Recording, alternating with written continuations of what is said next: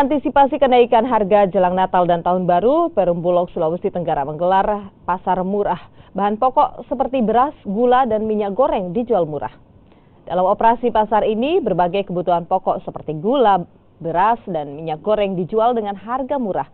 Rata-rata harga bahan pokok dijual lebih murah Rp500 hingga Rp1.000 dari harga pasaran.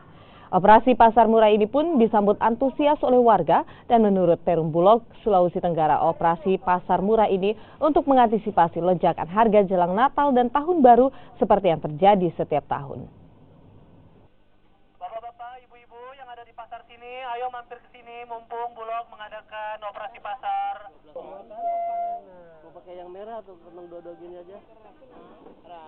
Nah, ini merupakan salah satu cara pemerintah untuk menstabilisasikan harga, apalagi menjelang hari besar keagamaan nasional seperti pada bulan Desember ini kan kita akan mendekati hari raya Natal dan juga memasuki Tahun Baru.